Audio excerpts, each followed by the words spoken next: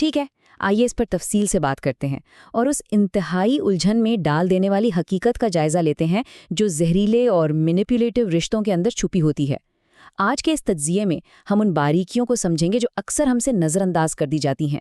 ہم دیکھنے والے ہیں کہ کیسے ایک بالکل پرفیکٹ لگنے والا رشتہ آہستہ آہستہ انسان کی ذہنی شانتی کو تباہ کر دیتا ہے۔ اب سب سے پہلے اس شرم اور خود ملامتی کو ختم کرنا بہت ضروری ہے جو اس تجربے کے بعد آتی ہے۔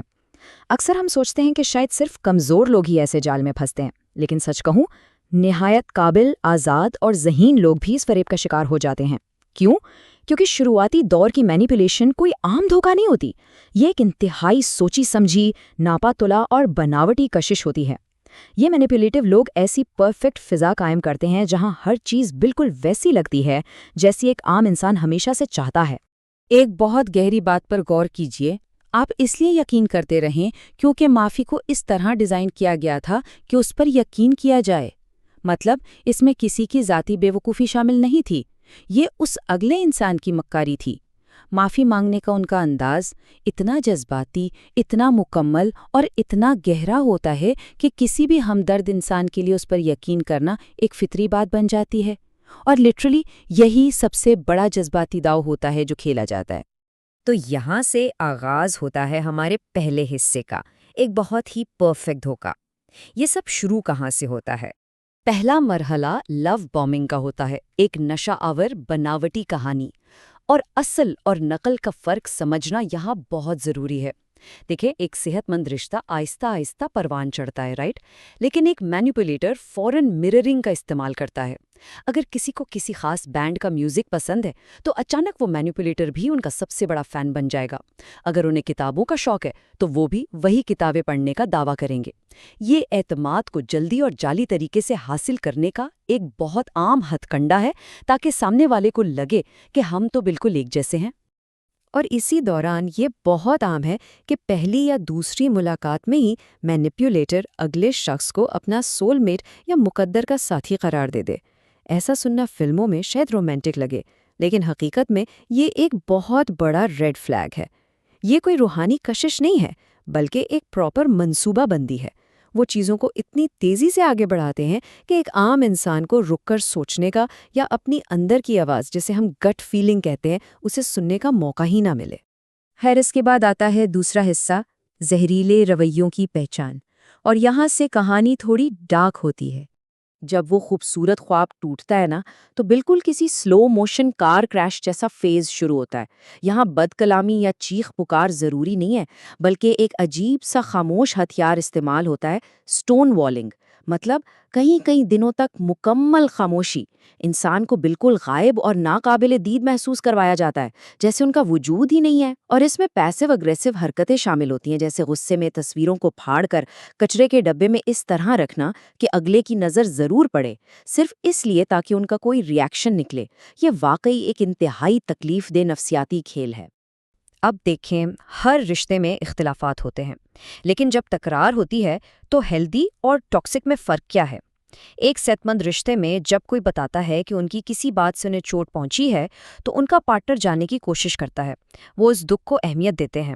جبکہ ایک زہریلے رشتے میں مینیپولیٹر فوراً ڈیفینسو انداز اپنا لیتا ہے۔ وہ کہیں گے تم بہت زیادہ سینسٹیو ہو، یا تم ہمیشہ بات کا بتنگڑ بناتے ہو۔ وہ اپنی غلطی ماننے کے بجائے کمال صفائی سے سارا الزام سیدھا سامنے والے کے سر پر ڈال دیتے ہیں۔ پھر وقت آتا ہے تیسرے حصے کا، جو سب سے زیادہ الجھانے والا مرحلہ ہے، جھوٹی معافی کا جال۔ جھوٹی معافی کے اس فیز کو ہوورنگ کہا جاتا ہے۔ یہاں سب سے دلچسپ بات یہ ہے کہ فیک اپالوجیز کی بھی کئی قسمیں ہوتی ہیں۔ ایک ہوتی ہے وضاحتی معافی، مجھے افسوس ہے لیکن میں نے ایسا اس لیے کیا کیونکہ تم نے مجھے اکسایا تھا۔ دوسری ہوتی ہے مشروط معافی، میں معافی مانگتا ہوں لیکن تمہیں بھی بدلنا ہوگا۔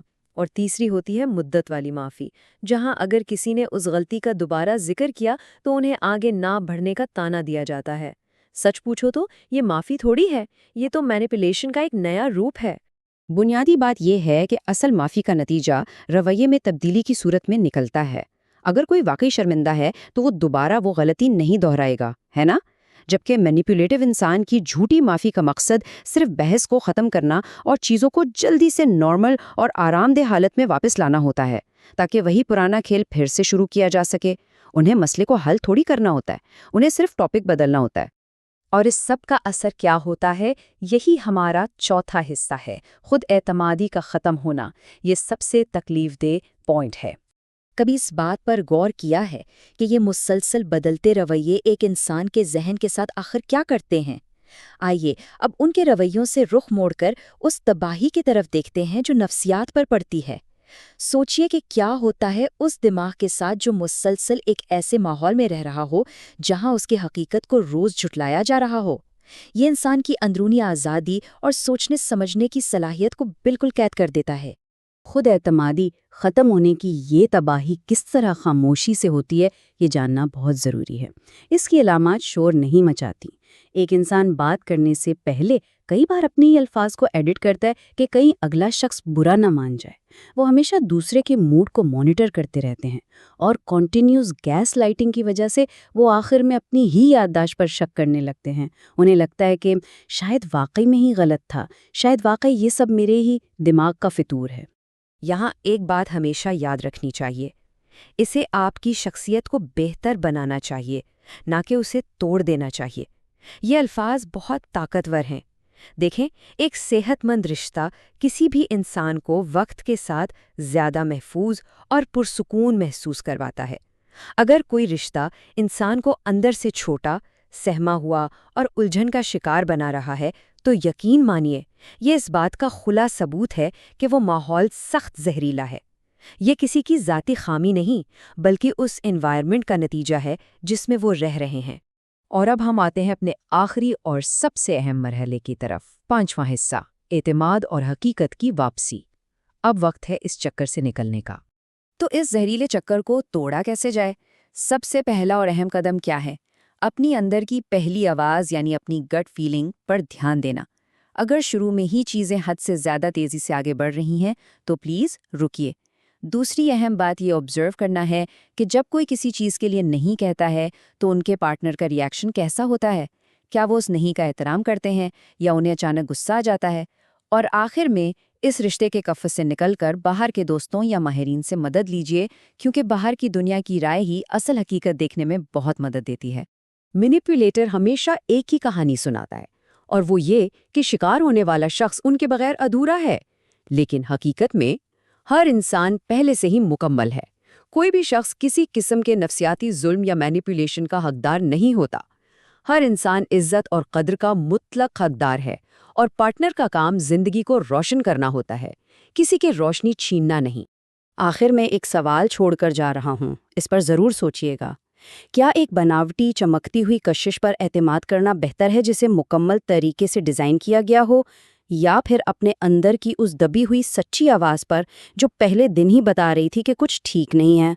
جب کوئی اپنی اس اندرونی آواز کو پہچان لیتا ہے نا، تو کوئی بھی دھوکہ اسے اس کی شخصیت سے دور نہیں کر سکتا۔ یہ حقیقت جان لینا ہی اصل طاقت ہے۔